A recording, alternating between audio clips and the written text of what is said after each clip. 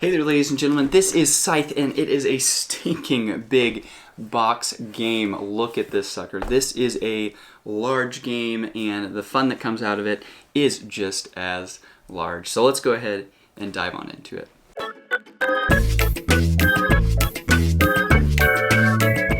So for the sake of right here, I'm going to go ahead and tell you a little bit about this because it's fairly important. This right here is how you score. This is how the game ends. So let's run through this so I can put this down and we can move on. So looking up here, you have 1, 2, 3, 4, 5, 6, 7, 8, 9, 10. 10 different major things that are going on during the game. And when these things are completed, you put a star out there. Now, more than one player can have a star on the same space. This one right here, if you battle and you win a battle, you can put a star right there. If you win 2 battles, then you can put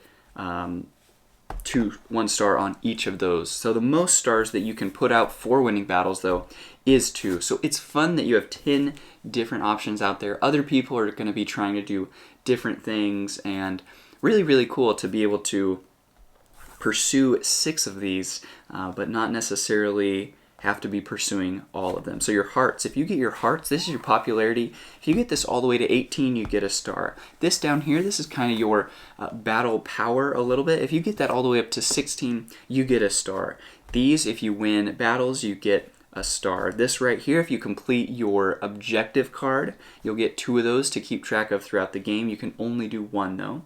Then you'll get your star. If you're placing 8 different little guys, you will get a star there, which is all of them if you place all of them. If you complete all of something else, I forget what this is called, it's not upgrades. This is your upgrades. This is your little machine guys that help you out. These are your major establishments, so to speak, and these are, let's just say, minor establishments. If you get all of those out, those are all the things you can do. You keep track of those on your player board. Super, super fun. But let's move on because I don't want this to be too long of a video. This right here is where you score. So when the game ends, you may be the player that places the 6th star on this track up here. Whenever the 6th one is placed, the game ends right there. So up here, let's say you are in this tier right here. You're here, someone else is here, and one's here. So you're just going to look at this and say, for each star that you've placed, if your popularity is up here in this top tier, you get 5 points for each star you placed. Over here you get 4 and then 3. So that is your how many stars you've placed. This is how many quadrants you are in possession of at the time, and then this right here is for every 2 resources under your power. So obviously this is very important to try and get your popularity up as high as you can because you're getting an extra point for every single thing out there, which adds up very, very fast. The person that ended the game in our situation did not end up winning because he was below the other 2 players in popularity. So very important there. Now, moving on, what you're doing in this game is actually not as much battling as you might think. And once you get started, it is a lot more simple than this massive rule book feels like. However, there are a lot of pictures, a lot of different things. So once you get an idea of what the actions are that you can do, it is fairly straightforward. And this also has quick reference guide is really, really nice. That is nice. So this right here is something you really don't have to worry about unless you're playing a solo game. I believe that is what this is. When you don't have time, option, or desire to get a gaming group together, don't worry, we have you covered. This rulebook introduces an artificial opponent called the Automa. So you can play in a mode by yourself, and these cards go to that as well. So if you have a stack of cards you don't know what to do with, that's what they are. If you have a rulebook you're not sure about, that's what that is. So you can set those aside unless you're playing a solo player game, which you can check out yourself. Sorry about that. But there is an option which I like, 1 to 5 players, nice variety as well. Right here, these are what you use for battles. That is secret, that is hidden. Here are your main characters up here, and here are these little guys down here. These are your robots that you're kind of going to be using for battling right there.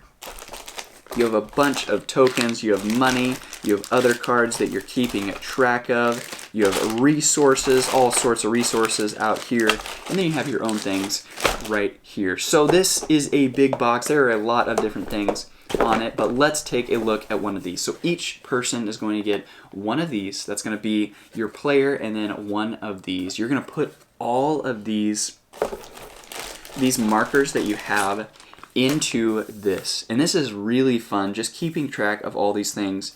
When you upgrade, you move these little pieces from one place to another. When you enlist, that's that one I forgot about up here. When you enlist, you move these tokens down here, and those give you special one-time abilities. You've got these big markers down here. When you play those, you get special abilities. So there is a lot going on in this game, and I think that's the thing that is best about it, is when you are playing, you can really play your own game without thinking about what other people are doing. There are a lot of games where you're just doing your own, you're just doing the same thing that everyone else is doing. Everyone is approaching the same thing, but the victory conditions of this, you can approach this in 5 completely different ways as players. Obviously, there'll be some overlap, but it's really nice to be able to do that. Super, super fun.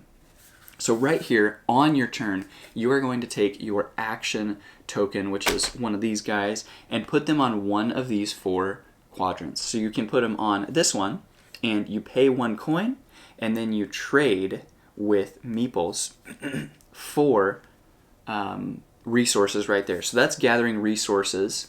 This one right here, you can pay and then bolster. So that's going to move up your ability right there for your military power. You can go right here for free, a free action, and you can move.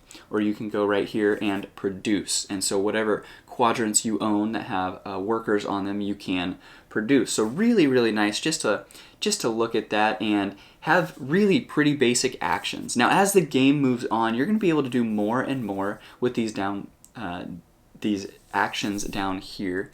And so if you can pay for it, so these resources, this costs 2 oil right here, or 3, you can upgrade to cover that to where it only costs 2 later on. And that upgrade is going to take one of your cubes and you can put it somewhere else, which is really, really nice. You can deploy your machines right here. You can build one of your resources. You can enlist these workers, which give you bonuses. So there's all sorts of good stuff that happens, and what you choose is completely different potentially than other players. So it is a really fun game. It is not a game that you're running around just ravaging trying to defeat people the entire time. We found that with a 3-player game, we all kind of stayed in our own little spots most of the time, which was really interesting. I thought that we might want to run across the board and try and take someone over. That really didn't happen all that much. So it was a fun game that had a nice balance of working your own kind of little spot, and then potentially maybe moving out a little bit for various reasons as well. So awesome game. Definitely would recommend this. It is a big box game. It is a game that's going to take a while before you play it your first time probably, and it is a game that takes a massive amount of table space, but really, really fun, really, really worth it. So this is a game that's going to be a decent commitment to getting to play and play time, and somewhat in-depth figuring it out your first time. But once you do, I think you'd be able to set it up very, very quickly and start playing pretty quick as well. So definitely enjoy it. It is worthwhile for me.